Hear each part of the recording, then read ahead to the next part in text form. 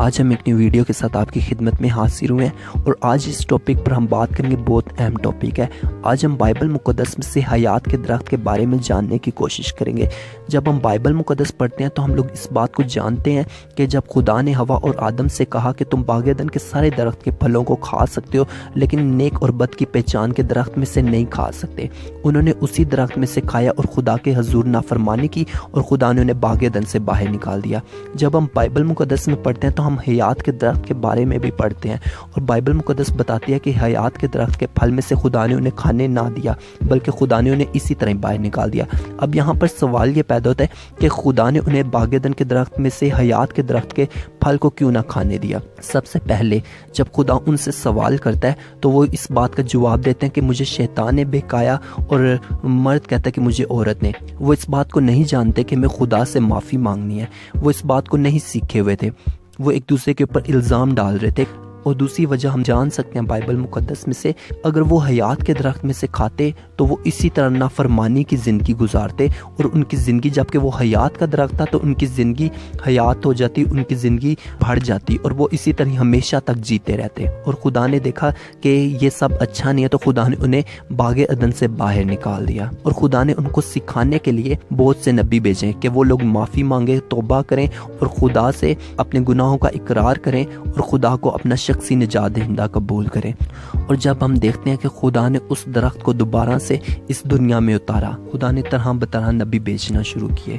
خدا نے جب نبی بھیجنا شروع کیا اور ان کے ذریعے کلام کیا کہ وہ لوگ توبہ کریں اور اپنے گناہوں کا اقرار کریں تاکہ خدا انہیں معاف کرے. اور جب ہم دیکھتے ہیں کہ لوگ اس بات کو سیکھنا شروع کرتے ہیں کہ وہ اپنے گناہوں کا اقرار کریں اور توبہ کریں تو خدا انہیں رہائی بخشے گا.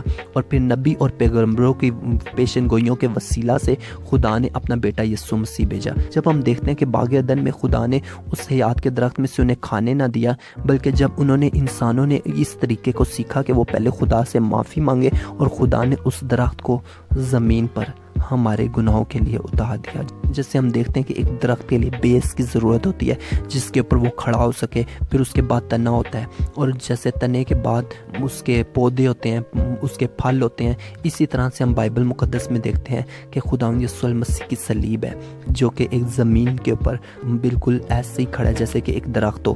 اور اسی طرح سے ہم خداوند یسوع المسیح کے سر پر دیکھتے ہیں جیسے کہ ایک کانٹوں کا تاج ہے جو کہ ایک درخت کے پودوں کو ظاہر کرتا ہے. ہم اسی طرح اس درخت کو جو کہ باغ عدن میں درخت تھا دیکھتے ہیں کہ خدا نے اس حیات کے درخت کو اس دنیا میں لگا دیا. جب ہم بائبل مقدس پڑھتے ہیں پہلا کرنتھیوس کا 15 باب اور اس کی 23 آیت میں تو وہاں پر لکھا ہوا ہے لیکن ہر ایک اپنی اپنی باری سے پہلا پھل مسیح، پھر مسیح کے آنے پر اس کے لوگ. یسوع المسیح ہمارے لیے پہلا پھل ہوئے. وہ پھل جو کہ حیات کے درخت کا پھل خدا نے ایک طریقے سے، ایک ترتیب سے پہلے خدا نے اپنے نبیوں پیغمبروں کی معرفت کلام کیا کہ ہم گناہوں سے پھریں، ہم گناہوں سے معافی مانگیں. اس کے بعد خدا نے اپنے اس پھل کو دوبارہ سے ہمیں دیا تاکہ ہم لوگ گناہوں سے بچ کر ہمیشہ کی زندگی مسیح یسوع میں حاصل کر سکے. جب ہم مکاشوہ کی کتاب پڑھتے ہیں تو مکاشوہ کی کتاب اس کا 2 باب اور اس کی 7 آیت میں لکھا ہوا ہے جو غالب آئے میں اسے زندگی کے درخت میں سے جو خدا کے فردوس میں ہے پھل کھانے کو دوں گا. یسوع المسیح کے بارے میں، یعنی کہ یسوع مسیح اپنا آپ دیں گے.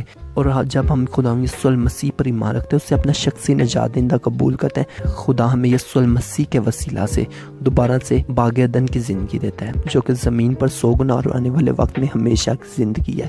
ہم ضرور خدا ان کے کلام کو جانے سیکھیں اور اس پر. ویڈیو اچھی لگی تو ویڈیو کو لائک کریں، چینل کو سبسکرائب کریں اور بیل آئیکن پریس کرنا نہ بھولیں.